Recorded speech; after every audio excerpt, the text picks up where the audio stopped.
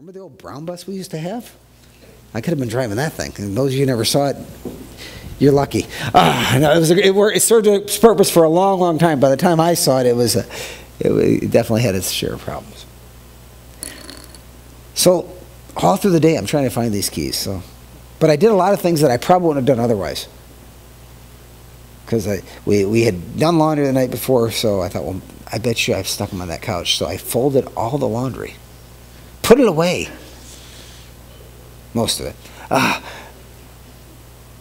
And we go through all day. I kept thinking about these keys. We came later on in the day. We went to a Boy Scout spaghetti dinner, and we came back here, cleaned the church, and got home, got the kids squared away, showers and all that. And so about 8 or 9 o'clock, so I'm not going to worry about these keys anymore. I knew I didn't hang them up, which I should have done. We have a key ring when we first come in. We have an end table right there as you first walk in. And the silly keys had fallen back there. Lisa goes right to it. I don't know what it is about moms, but they have this radar. And she walked over and she looked and jingle, there they are. Took her 2 minutes. I looked for on and off for 10 hours for these stupid keys. My initial reaction several times throughout the day was, Lord, this isn't fair. Though, again, I'm the dummy who lost the keys. Why am I blaming it on God? But beyond that, Lord, come on, you know I have things to do. But I had the nagging of this passage behind me, so I couldn't do that. Okay, Lord, what are you trying to teach me? How can I best honor you in this situation? For me, in a situation like that, because outside of God's grace and when I'm in the flesh, I have an explosive type temper, and that's the type of thing I would explode over. But God was good. Did I get frustrated several times yesterday? Yes.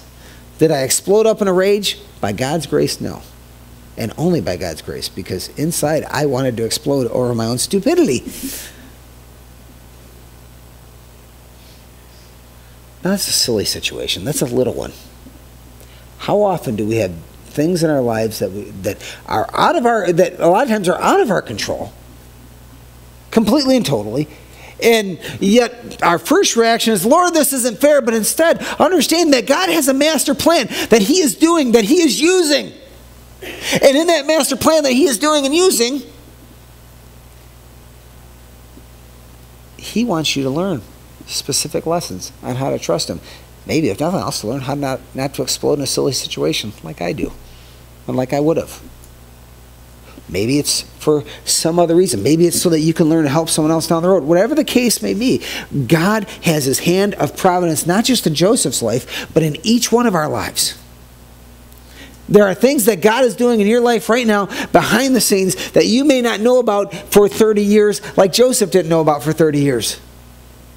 And you may not even know in this lifetime. You may not even know until you get to His presence. But let me back all this up. If you haven't trusted Christ as your Lord and Savior, yes, God's hand is still working. Yes, God's hand of providence is still there. And yes, God is still in control of the details. But you have no guarantee that God is working things out together for your good, because if you haven't trusted Him as your Lord and Savior, He's not going to work them out for your good. But He's willing to.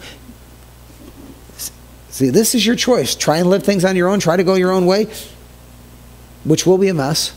And it will be a mess without having anybody there to help.